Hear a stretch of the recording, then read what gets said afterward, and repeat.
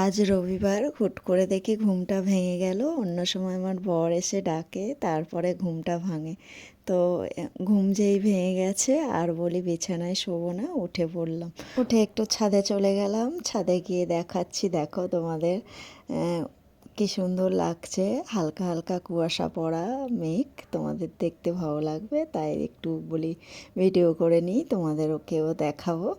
তোমরা তো আমার এখন ফ্যামিলি, যেটুকু করব তোমাদের দেখাবো, সেই জন্য আমি যেটুকু পারছি তো তোমাদের সাথে শেয়ার করছি। আর তোমাদের সাথে অনেক কিছু শেয়ার করার আছে। তো এইটা দেখছো আমাদের একটা মন্দিরের বড় পুকুর, তো পরিষ্কার করা হয়নি, সেই জন্য ওরম লাগছে। তো এটা আমাদের মন্দিরের পুকুর, জানো তো, বড় মন্দির আছে পাশে। অন্য দিন তোমাদেরকে দেখাবো আমি মন্দিরটা গিয়ে, ঠিক আছে? আর পুকুরের সম্বন্ধে তোমাদেরকে অনেক কিছু বলার আছে। তো ছোটবেলায় কি করতাম না করতাম বলবো তোমাদেরকে। চলো তোমাদের গাছগুলোও দেখাই। তোমরা ভাবছো গাছগুলো মরে মরে গেছে, গাছগুলো তোমরা কি জল দাও না? না, সব দেওয়া হয়। তো এগুলো আগের বছরের গাছ, তাই এরম লাগছে তোমাদেরকে। যে যাওয়া যাক। আর অনেক লঙ্কা হয়েছিল, জানো তো, আমরা এত লঙ্কা হয়েছে আমরা খেয়ে পারছিলাম না, এত লঙ্কা হয়েছিল। অনেক গাছ দিয়েছিল, ঝিঙে গাছ, পুঁই শাক গাছ। গুড মর্নিং বন্ধুরা, তোমরা সবাই কেমন আছো? আশা করি ভালো আছো, আমিও ভালো আছি। আমি আলপনা, আমার ছোট্ট ফ্যামিলিতে তোমাদের সবাইকে স্বাগত ও অনেক ভালোবাসা জানিয়ে এই ব্লগটা স্টার্ট করলাম। ছাদে থেকে ঘুরে যে গাছগুলো দেখাচ্ছিলাম ওইগুলো আমার জার ভাসুন মিলে দুজন মিলে লাগিয়েছিল। তো ওখান থেকে ঘুরে তাড়াতাড়ি করে চলে এলাম, কেন আমার বর আসার সময় হয়ে এসেছে। তো এসে দেখছো যে আমি ঘরে ঢুকেলাম, তার আগে আমি বিছানাটা তুলে তারপরে ছাদে গেছিলাম। কেন বিছানাটা আমি সবার আগে বিছানাটা গুটিয়ে দিয়ে তারপরে বলি একটু ছাদে থেকে ঘুরে আসি, তারপরে তো আবার জলে হাত দেবো, বাসনগুলো মাজবো। তো সেই জন্যে আগের শুকনো কাজগুলো করে নেওয়ার চেষ্টা করি আমি। বেশি জল ঘাটলে আমার, জানো তো, আবার শরীর খারাপ হয়, সেই জন্যে যতটা পারি কম একটু জল ঘাটি। আর ওইটা পাশে দেখছো, ওটা আমার ছোট্ট একটা আনলা।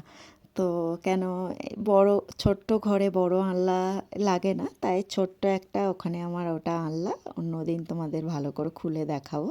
তো ছোট্ট আনলাটা ওটা আমার একটা বৌদি, জানো তো, ওটা আমার দিয়ে গেছিল। ও যখন এতে চলে যাচ্ছিল তো আমার মাকে দিয়েছিল, তো আমার মা আমাকে দিয়েছিল। তো ঝটপট করে মোছামুছি করে নিলাম, নিয়ে এদিকে চলে এসেছি রান্নাঘরে। রান্নাঘরে এসে দেখছো আমি ঝটপট করে গ্যাসটা একটু গুছিয়ে নিচ্ছি, কেন রাতে করে রাখিনি, তাই এখন একটু মুছে নিচ্ছি। আর রাতে আমি করে রাখি, কিন্তু এখন ঠান্ডা কাল পড়ে গেছে, তো এখন আমার সেই জন্য আমার বর বারণ করেছে। আর সেই জন্য আর আমিও করি না, আমার একটু ঠান্ডাটা বেশি লাগে, তো সেই জন্য আর করা হয় না। তো সেই জন্য এগুলো কাজ হয়ে যাওয়া মানে অনেক কাজ হয়ে গেল। এদিকে অন্য দিন আমার কিন্তু বর এলে তারপরে কাজ করি, আর ও আমাকে হেল্প করে দেয়, জানো তো। আমি যদি ঘরটা ঝাড়ু দিই আমার ও ঘরটা মুছে দেয়, বা আমি এদিকে রান্নাঘরে কাজ করছি ও আমার আলু কেটে দেয়, সব করে দেয় মোটামুটি। কেন আমার বেশি ও বাড়িতে এলে আমার কাচাটাও করতে হয় না, আমার হেল্প করে দেয়। আমি যদি কাচি ও আমাকে কলটা পাম্প করে দেয়, তো অনেক হেল্প হয় বর এলে। তো ও থাকে না, কেন যতটাই থাকে আমাকে একটু হেল্প করতে থাকে।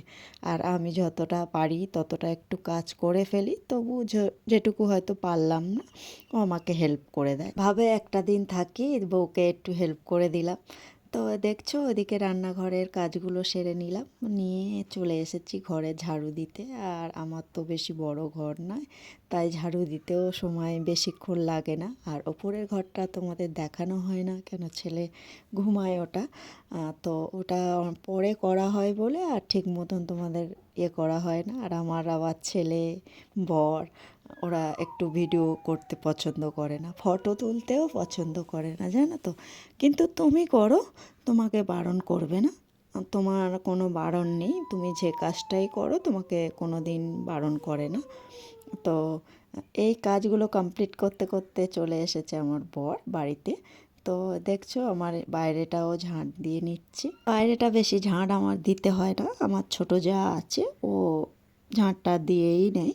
কেন ও তাড়াতাড়ি উঠে যায়, আমিও তাড়াতাড়ি উঠে যাই, কিন্তু ও পুরোটাই ঝাঁটটা ও দিয়ে দেয়। কেন আমার বেশি ঝাঁট দিলে আমার হাতে ব্যথা করে, তো সেই জন্য ও ঝাঁটটা দিয়ে নেয়। যেখান থেকে ওর বিয়ে হয়েছে ও একটু ঝাঁটটাই দিয়ে দেয়। তো আমি এদিকে ঝাঁটফাট দিয়ে ঘরটাও মুছে নিচ্ছি।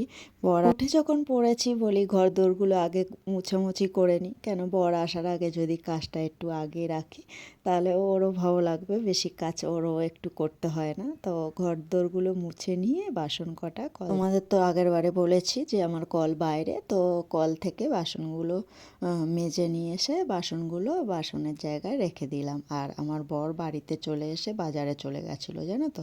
বাজারে চলে গেল, বাজারে অনেক সবগুলোই ছিল, কিন্তু ও সারা সপ্তাহ আমার মাছ মাংস সবজি যা লাগে এনে দেয়। আর বাদ বাকি যদি আমার কিছু লাগে তখন আমি পাড়ার থেকে নিয়ে নিই। শুধু মাংসটা এনে দিল, মাছ আর মাংসগুলো এনে দিয়ে ও বলল আমি তাহলে তুমি গ্যাসে ভাতটা বসিয়ে দাও আর আমি সেলুন থেকে ঘুরে আসি, মাথার চুলটা কেটে আসি। তা আমি বললাম ঠিক আছে তুমি যাও, তো আমি একটু মার কাছ থেকে ঘুরে আসি। তো আমার মার কাছ আর পাশের বাপের বাড়ি হলে যাওয়া হয় মেয়েদের, তো চলে গেলাম একটু বাপের বাড়ি ঘুরতে। তো বাপের বাড়িতে ঘুরে এসে আর এই একটা দিনই আমি কাঠের জালে রান্না করি, কেন আমি ভালো করে চেপে কড়াটা মাজতে পারি না, তো সেই জন্যে আমার বর কড়াটা মেজে দেয় ভালো করে। তো আমি সেই জন্যে কাঠগুলো আছে, তো সেই জন্য আমার বারণ করেছে, তবু আমি বসিয়ে দিয়েছি, কেন বাইরে অনেকটা হাওয়া হচ্ছিল, তো ঠান্ডা ঠান্ডা হাওয়া দিচ্ছিল। তো সেই জন্য ও বললো বাইরে কিন্তু তুমি রান্না বসাবে না, তো আমি তবু বসিয়ে দিয়েছি কাঠের জালে। দেখো ভাত আর মাংস করে নিয়েছি, আর এদিকে কালকেকার শাক ভাজা আর ছিল, শাক ভাজা ডাল ছিল। আর আমাদের বাড়িতে কেরম তো বলো তো, আমার ছেলের মাংস হলে আর বরের মাংস হলে আর অন্য কিছু তরকারি আর খাবে না, তো সেই জন্য বেশি কিছু করি না, দুটো তরকারি হলেই আমাদের হয়ে যায়, বা কোনো দিন একটু পাঁপড় ভাজলাম হয়ে যায়। তার বিকেলবেলা চলে এসেছিলো আমার বোনের ছেলে ভাইয়ের ছেলে, তো ওদের জন্য একটু পকোড়া করে নিলাম আর চা। দেখছো বসে আমরা তিনজন খাচ্ছি, তো চাটা বাচ্চাদের দিইনি, ওটা আমার ছেলের জন্য চা ছিল, আর আমি একটু চা আর পকোড়া খেলাম, ওদের শুধু পকোড়াই দিলাম অল্প একটুখানি রেখেছিলাম, তো সেইটুকুই দিলাম। তারপর রাতে ভাত খাবো না, তাই একটু লুচি হবে, আর মাংস আছে তাই লুচি মাংস হবে। যদি ব্লগটা ভালো লাগে আমার পাশে থেকো, সাপোর্ট করো। পরে দেখা হচ্ছে নেক্সট ব্লগে। Bye, tata.